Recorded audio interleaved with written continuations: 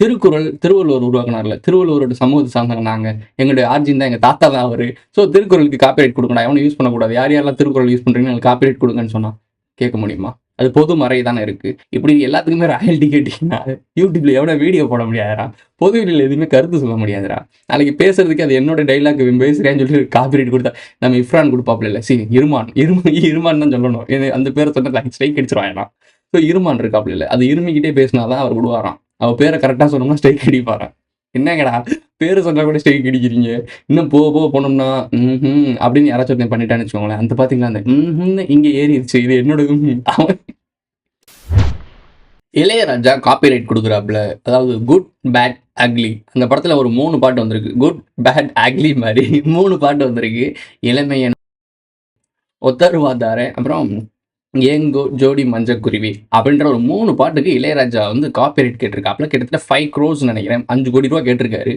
Okay, அவரோட பாட்டு அவர் காசு கேட்குறாரு. அவர் கேட்காம அவங்க பாட்டு வச்சிருக்காங்க. இவர் ஆல்ரெடி யூடியூப்ல இருக்கவங்கலாம் சாவடி அடிச்சாரு, அதெல்லாம் மறந்துட்டீங்களா? ஸோ அப்படின்ற கேள்வி நமக்கு தெரியும், யூடியூபர்ஸ்க்குலாம் தெரியும். இளையராஜா பாட்டை தொடவே கூடாது, அந்த பக்கமே போகாத. இந்த இது சந்திரமி படத்துல மாதிரி தான், தெற்கால இருக்கிற ரூமுக்கு யாரும் போகக்கூடாது, எக்காரணத்துக்கு கொண்டும் போகக்கூடாதுன்னு சொன்ன மாதிரி நம்ம யாரும் அந்த பக்கம் போறது இல்லை. பட் இண்டஸ்ட்ரிக்குள்ள இருக்கவங்களுக்கு வந்து அதுக்குள்ளதான் அவரு வாழ்ந்துட்டு இருக்காப்புல. வாழும்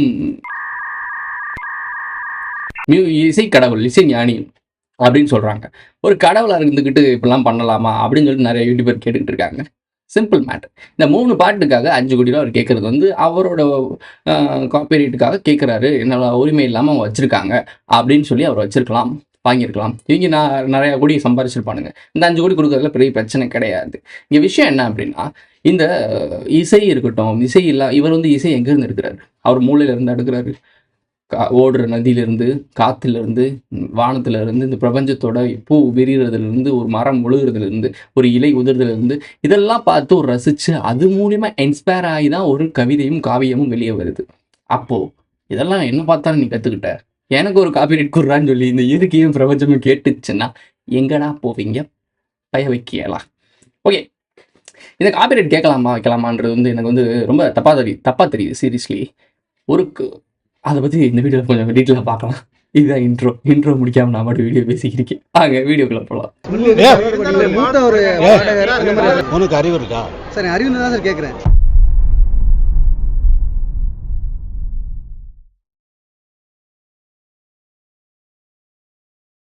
இன்னைக்கான வீடியோ என்னன்னு உங்களுக்கு நல்லாவே தெரிஞ்சிருக்கும். இளையராஜா அவர்களுடைய காப்பிரைட் சம்பந்தமான விஷயங்கள். ஒரு ஞானியா இருந்துக்கிட்டு இதெல்லாம் பண்ணலாமா? அப்படி பார்த்தீங்கன்னா ரொம்ப காலத்துக்கு முன்னாடி புலவர்கள், ஞானிகள், தீர்க்கதரிசிகள், சித்தர்கள், இவங்களுடைய ஓலைச்சுவடிகள், இவங்களுடைய அந்த சயின்டிஃபிக்கல் எவிடன்ஸ் இருக்கட்டும், பாடல்கள், பரிபாஷைகள், அவங்களுடைய மெடிசன், அவங்களுடைய விஞ்ஞானம், இதெல்லாம் எடுத்து தானே இவங்க பல விஷயங்கள் தயாரித்து பல வேலைகள் பார்த்துருக்காங்க. அப்போ அந்த சித்தர்களாவோ அந்த சித்தருடைய வாரிசுகளோ யாரோ ஒருத்தவங்க நாங்கள் தான் அப்படின்னு சொல்லிட்டு வந்து காப்பிரைட் கேட்டால் நீங்கள் கொடுப்பீங்களா? ஒரு மெடிசன் துறையை எடுத்துக்கோங்க, சித்தா, ஆயுர்வேதம், இந்த மாதிரி விஷயங்கள்லாம் இருக்குல்ல, இதுக்கு காரணகர்த்தான்னு சொல்லக்கூடிய ஒரு சில ஆட்கள்லாம் இருப்பாங்க. அவங்க வந்து இதுதான் எங்களுக்கு வந்து எங்களுடைய காப்பிரைட்டு, நாங்கள் தான் அதை உருவாக்கணும்னு சொன்னால் என்ன பண்ணுவீங்க? திருவள்ளுவர் உருவாக்குனார்ல. திருவள்ளுவரோட சமூகத்தை சார்ந்தவங்க நாங்கள். எங்களுடைய ஆர்ஜின் தான் எங்கள் தாத்தா தான் அவரு. ஸோ திருக்குறளுக்கு காப்பிரைட் கொடுக்கணும். எவனும் யூஸ் பண்ணக்கூடாது. யார் யாரெல்லாம் திருக்குறள் யூஸ் பண்ணுறீங்கன்னு எனக்கு காப்பிரைட் கொடுங்கன்னு சொன்னால் கேட்க முடியுமா? அது பொது மறை தானே இருக்கு. ஸோ அதே மாதிரி இயற்கையும் இது வந்து பொருளாதாரத்தை பற்றி பேச வேண்டிய விஷயம். இந்த உலகம் மேட்ரிக்ஸாக மாறினதுக்கான காரணம், அந்த மேட்ரிக்ஸை மேலும் மேலும் மெருகேற்றக்கூடிய இந்த ஆட்களை பற்றி தான் பேசிகிட்டு இருக்கோம். என்ன சொல்லியிருக்கணும் ஞானி? என் பாட்டை எல்லாருமே யூஸ் பண்ணிக்கோங்க, தப்பே இல்லை. நான் அதை கண்டுபிடிச்சி எவ்வளோ அவர் சம்பாரிச்சிருப்பாரு, பல கோடிகள் சம்பாரிச்சிருப்பாரு, எல்லாம் சேர்த்து வச்சிருப்பாப்ல. இதுக்கப்புறம் அவருடைய புகழ் நிலைநாட்டு நிற்கணும் அப்படின்னா கொடுக்கணும் எல்லாத்துக்கும்.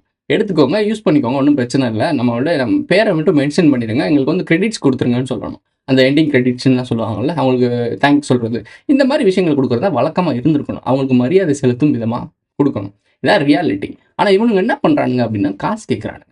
காசு கொடு. என்ன கிடையாது? காசு கொடு. காசு குறா. காசு கொடப்ப. காசு என்ன மாப்பிள்ள? காசு அங்கே போய் கேட்போம். காசு கொடு. பார்க்கறதுக்கு தான் பெரிய ஆளாக இருப்பாங்க, பார்க்கறதுக்கு தான் ஞானிகள் மாதிரி இருப்பாங்க. அவங்களுக்கு அவங்களோட இன்டெலிஜென்ஸ்லாம் வேற லெவலில் இருக்கும். ஆனால் அவங்களோட ஒரு சின்ன புத்தி இருக்கும். ஸோ அந்த மாதிரி தான் இந்த மாதிரி நான் பார்க்குறேன். ப்ரோ, இந்த உலகத்தில் பொருள் உள்ள உலகத்தில் காசு தான் ப்ரோ முக்கியம். நீ என்ன ப்ரோ, அவர் இவ்வளோ கஷ்டப்பட்டு ஒரு பாட்டு எடுக்கிறாரு, அந்த பாட்டுகள் நம்மளாம் மெய் மறந்து வாழ்ந்துட்டு இருக்கோம். அதை வச்சு ஒரு இன்னொருத்தன் வியாபாரம் பண்ணிட்டு போகிறான்னா அவர் சும்மா விடுவார் அப்படின்னு கேட்குறேன். அதை சும்மா விடுறதுக்கு தான் அந்த அவருக்கு ஞானின்ற பேர். சம்பாரிச்சிட்டு போ, அவ்வளோதான் முடிஞ்சு. ஆனால் அந்த பாட்டு யாரோடது? ஞானியோட இது. எப்படி பார்த்தாலும் அது அவரு தான் கிரெடிட் வந்து நிக்கும். இது புரியாம போய் அவர்ட்ட போய் காசு கேட்டு வச்சு, இது எப்படி தெரியுமா வெளிய பரப்புவானுங்க? அவருடைய புகழ டம்ப் பண்ணுவானுங்க. என்ன மாப்ள? காசு அங்க போய் கேட்போம். காசு கொடு. அப்படி ஒரு நபர் இருக்காரு. இந்த நபர் வந்து இவ்வளோ பெரிய ஆளா இருந்தாலும் இப்படி பண்றாருன்னு சொல்லிட்டு டம்ப் பண்ணுவானுங்க. YouTubeல இந்த மாரிலாம். என்னங்க இப்படி பண்ணிட்டீங்க? அப்படின்ட்டு. உங்கள எவ்வளோ பெரிய ஆளா நினச்சீங்க இப்படி பண்ணிட்டு போயிட்டீங்க. அப்படிலாம் பேச ஆரம்பிப்பானுங்க. ஸோ இதெல்லாம் கேட்கறது தப்பு எனக்கு தெரிஞ்சு. இந்த ரைட் சகோதரர்கள் வந்து ஃப்ளைட்டை கண்டுபிடிச்சாங்கன்னு சொல்றானுங்க. இப்போ ரைட் சகோதரர்கள் சம்மந்தப்பட்ட ஆட்கள் தான் அந்த ஒரு சில பேட்டர்ன்ஸ்லாம் வச்சிருப்பானுங்க. இந்த டிசைன்ஸ் இந்த விஷயங்கள்லாம் வச்சிருப்பானுங்க. அதே மாதிரி ஒவ்வொரு விஷயங்களும் இந்த ஐன்ஸ்டீன் இந்த மாதிரி ஒவ்வொருத்தனும் ஒவ்வொன்று கண்டுபிடிச்சானுங்களே. அந்த கண்டுபிடிச்ச பொருட்களை யார் யாரெல்லாம் பயன்படுத்துகிறாங்களோ ஏன் எக்ஸாம்பிளுக்கு இந்த சீட் பெல்ட்னு ஒன்று இருக்கும்ல, இந்த சீட் பெல்ட் யூஸ் பண்ணுறவனுங்க இந்த சீட் பெல்ட்டுக்கு காப்பிரைட் வாங்கி வச்சிருப்பானுங்க. அந்த காப்பிரைட் அது வந்து ஃப்ரீயாக யாரோ கொடுத்தாங்கன்னு சொல்லி கேள்விப்பட்டேன். சிம்பிளாக எக்ஸாம்பிளுக்கு சொல்கிறேன். ஒரு சீட் பெல்ட் ஒருத்தன் கண்டுபிடிச்சிருக்காங்க. அந்த சீட் பெல்ட்டோட காப்பிரைட் ராயல்ட்டி வாங்கி ஒருத்தன் வச்சிருந்தான்னு வச்சுக்கோங்களேன். எந்த கார் கம்பெனி மேனுஃபேக்சர் செய்யணும் அப்படின்னா இந்த சீட் பெல்ட்டை பயன்படுத்தும் போது இந்த சீட் பெல்ட்டோட டிசைனுக்கு இந்த சீட் பெல்ட்டோட அந்த அத்தாரிட்டி ஒரு விஷயம் பண்ணுறாங்கல்ல, அதுக்கு ஒரு சைன் பண்ணியிருப்பானுங்க. ஒரு விதமான ப்ராஃபிட் அவங்களுக்கு போகும்.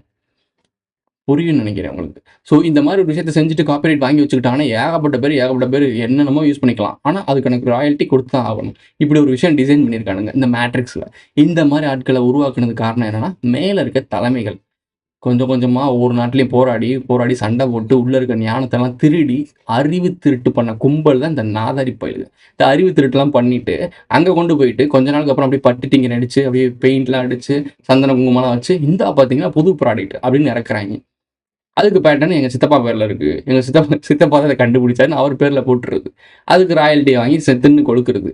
ஆனால் எடுத்தது சாதாரண ஏதோ ஒரு நாட்டில் ஏதோ ஒரு சாதாரண குக்கிராமத்திற்கு ஒரு பையன்கிட்ட இருந்து எடுத்திருப்பாங்க. திடீர்னு ஒன்று தோணியிருக்கும். அவன் வீட்டில் ஒரு ப்ராப்ளமாக இருந்திருக்கும். அந்த ப்ராப்ளத்தை சரி பண்ணுறதுக்காக ஒரு விஷயத்தை கண்டுபிடிச்சிருப்பான். அந்த கண்டுபிடிச்சதை வியாபாரம் வைக்கிடுவான். உடனே கிடையாது, 10-15 வருஷம் கழிச்சு அப்படி ஒரு நபர் இருந்தாருன்றதே நீ மறந்துடுவ. வரலாற்றிலே அப்படி ஒரு நபர் காணாமல் போயிடுவார். அதுக்கப்புறம் அதை வெளியே கொண்டு வந்து ஒரு ராயல்ட்டியை கொண்டு வருவோம். சூப்பர், அந்த பாரு சயின்டிஸ்ட் வேற லெவலில் இருக்காரு அப்படின்னு சொல்லி நீ விசில் அடிச்சுக்கிருப்ப. அவனுக்கு போய் ராயல்ட்டி கொடுத்துட்டு இருப்ப. ஆனால் அந்த கண்டுபிடிச்சவன் எங்கே இருப்பான்னு கூட உனக்கு தெரியாது. அறிவு திருட்டு. இதை தான் பண்ணிட்டு இருக்கானுங்க எல்லாருமே. ப்ரோ வீடியோஸ் நான் எடுத்து யூஸ் பண்ண நீ காப்பிரைட் கொடுக்க தானே செய்வேன். நான் கொடுக்கவே மாட்டேன். ஆரம்பத்துலேருந்து நான் ஃபாலோ பண்ணுறவங்களுக்கு தெரியும். என் வீடியோஸ்லாம் எடுத்து யூஸ் பண்ணுங்கடா, கிளிப்பை யூஸ் பண்ணிக்கோங்க. தப்பாக ப்ரொஜெக்ட் பண்ணி நம்மளை வந்து தேவையில்லாமல் போய் மற்றவங்க மத்தியில் தப்பாக ப்ரொஜெக்ட் பண்ணக்கூடாது. அது தப்பு. அதுக்காக நான் காப்பிரைட் கொடுப்பேன், அதெல்லாம் கொடுக்க மாட்டேன். இப்படி பண்ணக்கூடாது பேசிக் லைன். பட் நீ மக்களுக்கு சொல்கிற ரெஃபரன்ஸ் எடுத்து யூஸ் பண்ணுறேன்னா யூஸ் பண்ணிக்கோ, பிரச்சனையே கிடையாது. நான் சொல்கிறது புரிய வைக்கிற விஷயமே மக்களுக்கு போய் சேரணும் தான்டா பேசிக்கிட்டு இருக்கேன். இதில் நீ எடுத்து உனக்கு மில்லியன்ஸில் வியூஸ் போயிருந்தாலுமே என் வீடியோஸ் எடுத்து நீ யூஸ் பண்ணி மில்லியன்ஸில் வியூஸ் போயிருந்தாலும் எனக்கு பிரச்சனையே கிடையாது. என் விஷயம் போய் சேர்ந்துருச்சுல, அது நான் சேர்த்தாங்க நீ சேர்த்தாங்க, இங்கேருந்து உதிக்கிற விஷயம் உங்கள்கிட்ட போய் சேருதா, அவ்வளோதான் மேட்ரு. ஸோ அது நீ கடைசி நீ கிரெடிட் கொடுத்தாலும் சரி கிடைக்காட்டியும் சரி அது விஷயங்கள் மக்கள்கிட்ட போய் சேர்ந்துட்டா பிரச்சனை கிடையாது. இது மாதிரி தான் நான் போடுற வீடியோஸ் நான் போடுற கண்டென்ட்டை ஏகப்பட்ட பேர் பார்த்துக்கிட்டு தான் இருக்கானுங்க. ஃபேக் ஐடியில் ஜங்க் டிஎன்ஏ மாதிரி ஒரு டம்மி மெயில் ஐடி ஓப்பன் பண்ணிவிட்டு வந்து கண்டங்கரியாக கேள்வி கேட்பானுங்க. கேள்வி கேட்டு அந்த கேள்விக்கு பதில் வாங்கிட்டு அவன் யூடியூப் சேனலில் போய் அதை எக்ஸ்பிளைன் பண்ணிட்டு இருப்பானுங்க. இருக்காங்க நிறைய பேர், தெரியாதுன்னு நினச்சிக்கிட்டு இருக்காங்க போல். நான் நிறைய பேர் பார்த்துட்டு தான் இருக்கேன். சரி வாங்கிட்டு போ, வியாபாரம் பண்ணிட்டு போ, உனக்கு தெரியும்ல, யாருக்கும் தெரியாது, உனக்கு தெரியும்ல, உன் உள்ளுணர்வுக்கு தெரியும்ல நீ இங்கே இருந்தால் அதை ஆட்டை போட்டேன்னு. அது போது எனக்கு அது உனக்கு ஒரு உறுத்திக்கிட்டே இருக்கும். என்னைக்கா இருந்தாலும் அது நம்மளோடது கிடையாது. அங்கே இருந்தால் காப்பி பண்ணணும்னு ஒரு விஷயம் இருக்கும். மனசாட்சின்னு ஒன்று இருந்தால் இருக்கும். நேர்மையாக எவனும் செயல்படுறது கிடையாது. இப்போ நானே ஒரு வீடியோ பார்க்குறேன், பாரிசாலன் வீடியோவோ இல்லை சீமான் வீடியோவோ இல்லை யாரோ வீடியோவில் நான் பார்க்குறேன் அப்படின்னா அதில் இருக்க கருத்துக்களை பார்ப்பேன். அது எது சரி எது தப்பு நிறைய குறைகளை எடுத்து தான் நம்ம பேசுகிறோம். அவங்க வீடியோஸ் பார்த்து அப்பயே காப்பி பண்ணுறது கிடையாது. அவங்க பேசிட்டாங்க, ஆனால் அந்த கண்டென்ட்டை வேறு மாதிரி கொண்டு போகிறாங்கன்றதுக்கு எக்ஸ்பிளைன் பண்ணுறது தான் இந்த சேனல். உடனே பாரிசாலனை பார்த்து டிசிபியை பார்த்துலாம் வீடியோ போடுறீங்க. அந்த ஏன் என்ன மாதிரி கொண்டு போகிறாங்க, டெலிவரி பண்ணுற விஷயம் இருக்குல்ல, ஒரு ப்ராடக்ட் இருக்குது, அது மெதுவடைன்னு ஒரு வடை இருக்குங்க, அதில் மெதுவடைன்னு சொல்லி விற்கிறாங்க. அதான் உண்மையான ஆர்ஜின் வந்து மெதுவடை. இவன் இதை எடுத்துகிட்டு வந்து இது ஓட்டை வடை, இது பருப்பு வடை, இது வேறு மாதிரி வடைலாம் பேர் வச்சு கொண்டு போகிறான்னா அது வேறு மாதிரி ப்ரொஜெக்ஷன் பண்ணும், வரலாற்றையே மாற்றும். அப்போ அந்த மெதுவடைன்றது காணாமல் போயிடும். அந்த மெதுவடையை உருவாக்கினவன் யாருன்றது அந்த மெதுவடைக்கான இன்க்ரீடியன்ஸ்லாம் காணாமல் போயிடும். புரியும்னு நினைக்கிறேன். இதுக்காகத்தான் அந்த ஒரு சில ஆட்களை பற்றிலாம் நம்ம பேசுறதுக்கு அவங்கள பற்றி வீடியோவில் போடுறது காரணம் தான். ஸோ வேறு எதுவும் கிடையாது. அவங்கள பற்றி தனிப்பட்ட முறையில் இந்த மாதிரி தேவையே இல்லை. அவனுக்கு யாரோ நம்ம யாரோ. ஆனால் பொது வெளியில் மக்கள்கிட்ட கொண்டு போய் கூட சேர்க்க வேண்டிய விஷயத்த நீ பெரிய ஞானி மாதிரி, நீ பெரிய மரம் வீடியோ போடுற, பேசுகிற, ஐயா கொய்யான்லாம் பேசுகிறீங்க. பட் அதுக்கு தகுதியான ஆள் தானா நீங்கள் அப்படின்னு கேட்கணும்ல. பாவம் மக்களுக்கு என்ன தெரியும், அவங்க பாவம் நீங்கள் சொல்கிறலாம் உண்மை நம்பிட்டு உங்கள் பின்னாடி சுற்றிட்டு இருக்காங்க. பட் எங்களை மாதிரி ஆட்கள் ஒரு சில ஆட்கள் பார்த்துக்கிட்டு தான் இருக்கும். அது பேசணும் கடந்து போயிடுறவங்க நிறைய பேர் இவங்களை போய் என்னத்தை பேசிட்டு சல்லி போயிடணும்னு யோசிப்பாங்க. பட் நான் அப்படி யோசிக்க மாட்டேன். எந்த அளவுக்கும் இறங்கி வேலை செய்வா இந்த கதிர். தெரியும் நினைக்கிறேன் உங்களுக்கு என்னை பற்றி, ஆரம்பத்துலேருந்து ஃபாலோ பண்ணுறவங்களுக்கு. மேட்டர் என்ன அப்படின்னா, இளையராஜா வாங்குறது, காப்பிரைட் வாங்குறது சரியா தப்பா? எனக்கு தெரிஞ்சு அவர்கிட்ட மரியாதையை குறைக்குது அப்படின்னா இது தப்புன்னு தான் நான் எடுப்பேன். என்ன மாப்பிள்ள?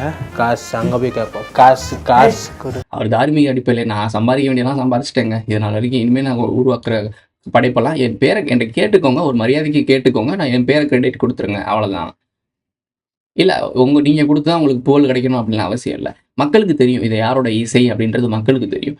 ஃப்ரீயாக கொடுக்கும்போது பார்த்தியா இந்த மனுஷன் பார்த்தியா பெரிய மனுஷன் தான்டா அப்படின்னு ஒரு இடத்துல இருக்கிறது தான் அவருக்கு அந்த அழகுன்னு நினைக்கிறேன். எனக்கு தெரிஞ்சு இது எல்லாருக்குமே தான். ப்ரோ ஏஆர் ரஹ்மான் மட்டும் கொடுக்க மாட்டாரா? அவர் பெரிய சுரட்டை, பெரிய பைக்ஸ், பெரிய சுரட்டை. அவர் ஆரம்பத்திலே இந்த ராயல்ட்டி எல்லாத்தையும் இறங்கி டீல் போட்டு வச்சுட்டாப்புல. இவர்னாச்சும் இப்போ தான் இந்த ராயல்ட்டி இதை பற்றிலாம் விஷயம் தெரிஞ்சு பேசி பண்ணிக்கிட்டு இருக்காப்புல. நம்ம பெரிய பாய் எப்போவே பண்ணிட்டாப்புல. இதெல்லாம் எப்போ இறங்கி இந்த மாதிரி அவரோட வீடியோஸ் அவருக்கு எப்போவோ ராயல்ட்டி வர மாதிரி பண்ணிட்டாப்புல. இந்த இசையை எங்கே பயன்படுத்தினா எனக்கு ராயல்ட்டி வர மாதிரி அவர் ஆரம்பத்திலே உள்ள வரல. ஸோ ஆரம்பத்திலே பண்ணிட்டாப்புல. அவர் நம்ம வந்து ஆஸ்கார் நாயன்னு சொல்லிக்கிட்டு இருக்கோம். ஏங்க ஊருக்கு இவங்க என்னவா இருந்தாலும் உள்ளுக்குள்ளே ஒரு கேரக்டர் இருக்குங்க, சுயநலம்னு ஒரு இருக்கும், எல்லாத்துக்குமே இருக்கும். அப்படி சுயநலம் இருக்கனால மட்டும்தான் அவங்க அந்த இடத்துல உட்காந்துருக்காங்க. அவங்க அவ்வளோ பெரிய ஆளாக இருந்தாங்கன்னா எப்படி இருந்திருப்பாங்க அப்படின்னா, பெருந்தன்மையாக இருந்திருந்தாங்க அப்படின்னா அந்த இடத்துல உட்கார முடியாது. ஏன்னா அந்த சீட்டுக்கு ஒரு வெயிட்டேஜ் கொடுத்து வச்சுருக்கான் நம்மளுடைய ஆப்போசிட் இருக்க பார்ட்டி. என்ன பண்ணி வச்சுருக்காங்கன்னா இந்த வேலைகள்லாம் பார்த்து மேலே வரவங்களுக்கு மட்டும்தான் நம்ம அல்கரிதத்துக்கு நம்ம மேட்ரிக்ஸ்க்கு ஏற்ற மாதிரி ஒரு ஆளை ப்ராடக்டை ரெடி பண்ணி அந்த ப்ராடக்ட்டை தான் மேலே வைப்பானுங்க. சும்மா நல்லது புகழ் எல்லாத்துக்கும் நல்லது செஞ்சு வரவனாலாம் விட மாட்டானுங்க. ஏன்னா அது இன்ஸ்பிரேஷனாக மாறிடும். நாளைக்கு வரக்கூடிய சந்ததியிலும் இதே ரெஃபரன்ஸாக காட்டுவாங்க. பார்த்தீங்களா அவர் எப்படி இருந்தார், நீ எப்படி இருக்கு அப்படின்னு கேள்வி கேட்டுருவானுங்க. இப்போ ஏஆர் ரஹ்மானும் இளையராஜாவும் இந்த மாதிரி காப்பிரைட் கேட்கும் போது இதுக்கப்புறம் வர இசை ஆட்களும் இந்த காப்பிரைட் கேட்பானுங்க. உங்களுக்கு புரியும்னு நினைக்கிறேன். ஆனால் இந்த அறிவு திருட்டு பண்ணுற திருட கும்பல் உள்ள ஒழிஞ்சிருப்பாங்க இல்லை, அவங்களும் நம்மகிட்ட இருந்து சின்ன ஆட்கள்கிட்ட இருந்து கதை திருட்டு, ஸ்டோரி திருட்டு, இந்த மாதிரி திருடிட்டு வெளியே வியாபாரம் பண்ணி வித்துட்டு போயிட்டே இருப்பானுங்க. எவன் இப்போ யார் பத்த பிள்ளைக்கு யாரா இனிஷியல் வச்சுட்டு போகிறதுன்ற மாதிரி தான். ஸோ இந்த மாதிரி அறிவு திருட்டு நிறையா நடந்துகிட்டு இருக்கு. நான் இந்த பெரிய டிக்கெட்டை பற்றி பேசலை. இந்த மாதிரி சின்ன டிக்கெட்டுக்கு கண்ணுக்கே தெரியாத ஆட்கள் நிறையா பேர் சான்ஸ் தேடி அலையிறவங்கட்டலாம் இருந்து ஸ்டோரி கேட்டு அவங்கள்ட்ட வந்து மியூசிக்கை வாங்கிக்கிட்டு ஏகப்பட்ட பேர் திருட்டிட்டு அவங்க பேரை மாற்றிட்டு கொஞ்ச நாளுக்கு முன்னாடி உடனே ரிலீஸ் பண்ண மாட்டானுங்க. அதை வாங்கிட்டு பல்லவி சரணத்தை கொஞ்சம் மாடிஃபை பண்ணி வார்த்தைகளை மாற்றி ரிலீஸ் பண்ணி ஹிட் அடிச்சு போயிட்டே இருப்பானுங்க. இவ்வளோதாங்க மேட்ரு. இப்படி தாங்க நடந்துக்கிட்டு இருக்குங்க. ஸோ இந்த காப்பிரைட் இஷ்யூஸ் இப்போல்லாம் நிற்க போகிறதில்ல. இனிமேல் வரப்போகுது, பேச போகிறது தான் செய்கிறீங்க. ஏற்கனவே அது வந்துச்சு. இவர் யூடியூப்பில் இருக்க யாரெல்லாம் பாட்டை யூஸ் பண்ணாங்க எல்லாருக்கும் நான் பேடி அடிச்சாப்புல. யூடியூபர்லாம் ஒரு பக்கம் மூடி ஒதுங்கிருக்காங்க. தெக்காலருக்கு அரண்மனைக்கு யாரும் போகக்கூடாது, அந்த வாசலுக்கே போகாதீங்கன்னு சொல்லி உட்காந்துருக்காங்க. ஸோ இந்த மாதிரி பெரிய ஆட்கள்லாம் இருக்கீங்க. நீங்கள்லாம் பெரிய ஆட்கள். ஸோ பெரிய ஆட்கள் அந்த இடத்துக்கு ஏற்ற மாதிரி நடந்துக்கிட்டிங்கன்னா எங்களை மாதிரி ஆட்களுக்கெல்லாம் கொஞ்சம் வளர்கிறதுக்கு பூஸ்டப்பாக இருக்கும். ஏன்னா உங்களுடைய ரெஃபரன்ஸ் எடுத்து உங்களை இசையவோ இல்லை உங்களுடைய கருத்துக்களோ எடுத்து பேசும்போது அது எங்களுக்கு ஒரு எடுத்துக்காட்டாக கொடுக்க முடியும், மக்களுக்கு ஈஸியாக புரிய வைக்க முடியும். இப்படி எல்லாத்துக்குமே ராயல்ட்டி கேட்டிங்கன்னா யூடியூப்பில் எவ்வளோ வீடியோ போட முடியாதுரா, பொதுவெளியில் எதுவுமே கருத்து சொல்ல முடியாதுரா. நாளைக்கு பேசுறதுக்கு அது என்னோட டைலாக் பேசுகிறேன்னு சொல்லி காப்பிரைட் கொடுத்தா நம்ம இஃப்ரான் கொடுப்பாப்புல இல்லை, இருமான் தான் சொல்லணும். அந்த பேரை சொன்னால் ஸ்ட்ரைக் அடிச்சிருவாங்க. ஸோ இருமான் இருக்காப்புல இல்லை, அது இருமிக்கிட்டே பேசினா தான் அவர் விடுவாராம். அவர் பேரை கரெக்டாக சொன்னோம்னா ஸ்ட்ரைக் அடிப்பாரான். என்னங்கடா பேர் சொன்னால் கூட ஸ்ட்ரைக் அடிக்கிறீங்க, இன்னும் போனோம்னா அப்படின்னு யாராச்சும் பண்ணிட்டான்னு வச்சுக்கோங்களேன். அந்த பார்த்தீங்களா அந்த இங்கே ஏறிடுச்சு, இது என்னோட அவன் இது என்னோட சொல்லி ஸ்ட்ரைக் கொடுப்பாங்க இவங்க. அப்படிதான் அது எல்லாம் பொருள் உலகத்துக்குள்ளே போயிட்டீங்கன்னா அவன் என்ன வேணால் பண்ணுவான், எந்த லெவலுக்கு வேணால் இறங்குவான். இதோட இந்த வீடியோ முடிஞ்சிருச்சு. இந்த வீடியோ பிடிச்சிருச்சுன்னா லைக் பண்ணுங்கள், கமெண்ட் பண்ணுங்கள், சப்ஸ்கிரைப் பண்ணுங்கள், மறக்காம பெல்லைக்கன் அதில் போட்டு இந்த ஃப்ரெண்ட்ஸ்லாம் ஷேர் பண்ணுங்கள். அடுத்த வேலை சந்திக்கலாம். அதாவது காப்பிரைட் குமார் இருக்காப்புல இல்லை, நம்மளோட விக்கிபீடியா காப்பி பேஸ்ட்டு உங்களுக்கு தெரிஞ்சிருக்குன்னு நினைக்கிறேன். மதன் கௌரி பற்றி அடுத்த வீடியோ வருது, பார்ட் 2ல் பார்ப்போம். காப்பிரைட் சில்மிஸுங்களா வேணாம், காப்பிரைட் கண்டென்ட் ஓகேவா? இதான் நமக்கு இனிமேல் காப்பிரைட்டை பற்றி பேசுனா இந்த காப்பிரைட் கண்டென்ட் போடுவோம். 2வது இடம் பிடிக்க போகிறவர் மதன் கௌரி. அடுத்த வீடியோவில் சந்திக்கலாம்.